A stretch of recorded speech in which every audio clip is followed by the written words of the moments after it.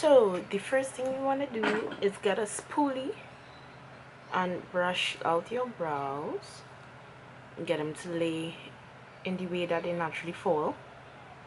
If you don't have a spoolie, because I know there was a point in time that I didn't, use your hand. Just try to aim for the brow alone and don't try not to touch the foundation if you have on foundation.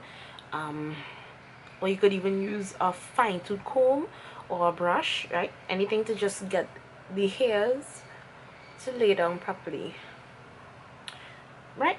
And then you want to get your favorite eyebrow product. Well, that don't make any sense. Get,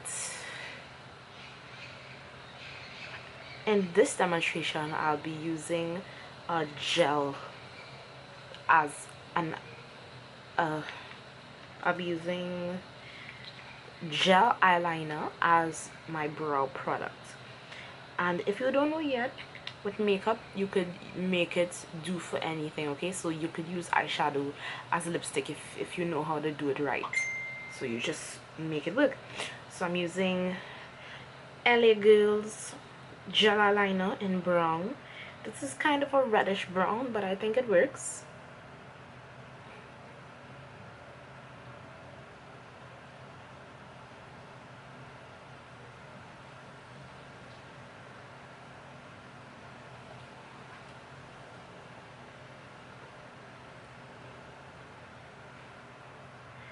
Right, and you want to use an angled brush, a fine angled brush. Now my favorite one at the moment is the one from Coastal Scents, and it's the, oh my, there is no name on it, but it's this Coastal Scents. I know it's the medium synthetic angled brush, right? Just any small angled brush. Now with this, and even with like products like the Anastasia Beverly Hills brow pomade, a little bit goes a long way, and you really want to use a little bit and build it up, right? So usually what I do is I smear out even the excess on the back of my hand, and sometimes I'll go back and forth to it. And if you see me looking up, it's because I'm using the viewfinder to do the tutorial. That way I wouldn't have to be looking away in the mirror. And first, now I like to concentrate where I want to create the shape of the brow and where I have the least amount of hair. So that would be below, because I want to make a nice straight shape here. I want to angle it here and make a nice straight tail, and up here, because you see the hairs here are longer, so I want to make them even. So I'm gonna go here, and you will see that I'm not going up to the front a lot, because I'm only really concentrating where I have the least amount of hair. Excuse me for sniffling. And I'm gonna curve it right where my brow naturally curves. And when you see me looking down, it's because I'm going back to the back of my hand and adding more product from the pot as necessary, right? And I'm going to try to curve it in the natural shape of my brow, and you can see it's coming through. And then I'm gonna, whatever excess is on the brush, I'm gonna run it through the brow. Now the thing about me and brows is that I try not to get it too filled in, because brows are naturally kind of sparse.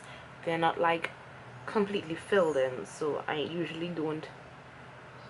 At least the front of the brow I don't really try to fill it in, but at least I know I really like a sharp tail. So I'm going through and I'm blending, and then when I reach the front, I'll just flick up, because the hairs here naturally grow up like that. Right? And if you don't get it perfect, don't worry, there's always concealer and there's always foundation that you could use to shape and clean up the brow after.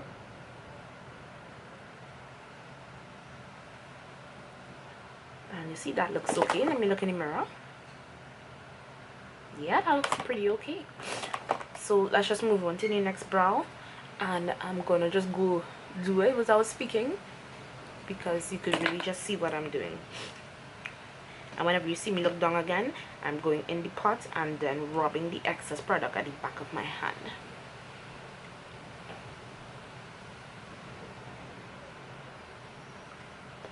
And I see I got that line is kind of wonky, but again, you could fix it with concealer.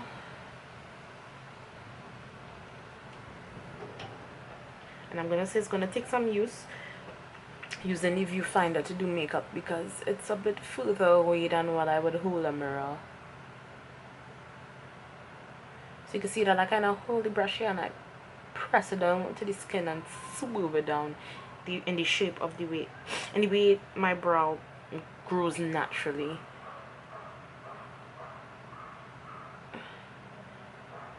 And again, mostly concentrating where I have the least amount of hair and where I want to make the most amount of shape, where it needs the most amount of shaping. And again, not like I keep pulling the brush through to create hair-like strokes, right?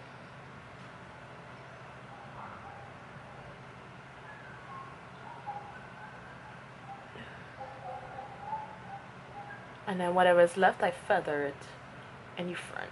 And you'll see that I never really try to create a ombre brow, which is where, or a faded brow.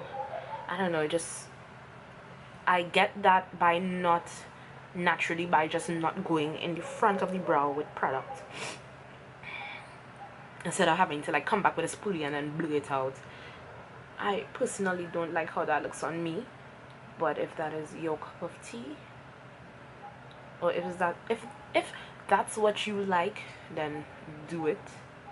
Please don't do it. But if you want to get your brow look as close to natural as possible, I'd recommend you not fade out the front, and you just fill in the front with as least product as possible. And I don't know about you, but my brows never come out the same, so I never stress out about it too much, at least. And you see this one grows up, but this one kind of grows more across, like whatever. And then usually I'll take the same brush, clean it off as good as possible. And I honestly feel like the best way to clean up your brows is to use a cream concealer or a cream foundation, a shade or two lighter than your natural skin tone. And the reason for the cream is because I feel like it's easier to control than liquid, because for me, like if I go with liquid and I go like bow, the liquid kind of splatters and I don't get a crisp, because I like that crisp, clean cutout brow underneath. I rarely ever go over, because I'm usually always pleased with the outside shape, even though this one is a bit more crisp than this one. So let's see if I could make this one a little more crisp. But I'm usually okay with however the top part of the brow comes out, because I know if I go back in to clean it up with foundation, I'm going to go like this and just mess up the whole brow. Okay, I think I'm gonna have to use a mirror.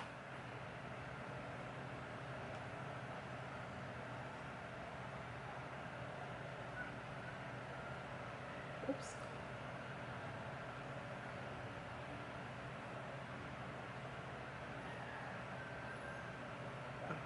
Again, always fading it through.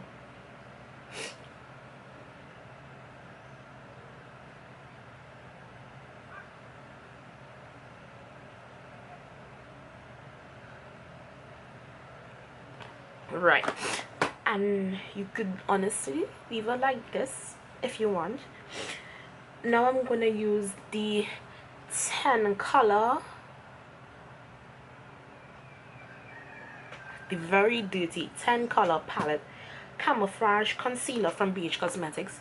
This palette, like this particular one, is no longer available for sale from BH Cosmetics.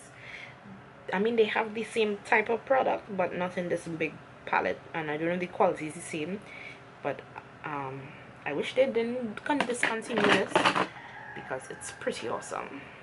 And I think they wanted to replace it with their new foundation and concealer palette, and honestly, I'm using that right now as a stand. Like, it's not good at all.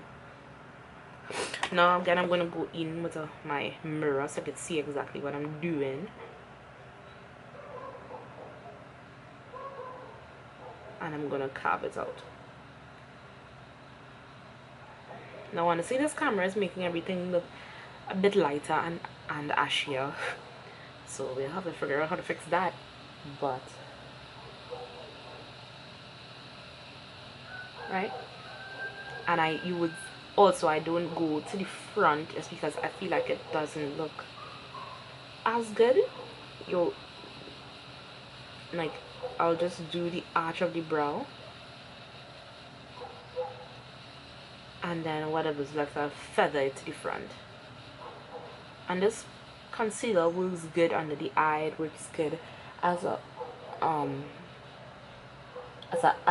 primer too. Like, I know people probably didn't used to buy because nobody really trusts a foundation palette or concealer palette because it's usually crappy and it's usually just bought in bulk from China. But this one was really pretty good, and if the ones from China are the same texture and quality, I'd buy it again.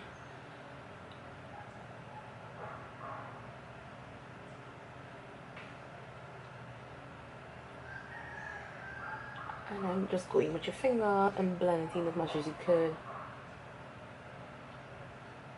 Blend it down. Now the thing is, if you're gonna use a concealer that is this light and harsh against your skin tone, then you obviously want to go back in with some eyeshadow or even some kind of powder like that's closer to your skin tone to reduce the harshness of it. Right, so that's how the brows look. Let's come in closer.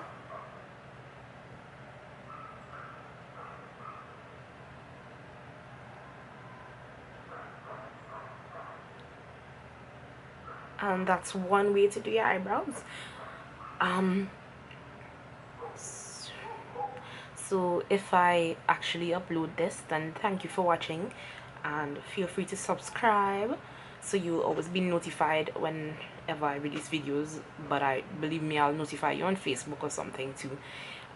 Yeah, thank you so much for watching, and I'll see you next time.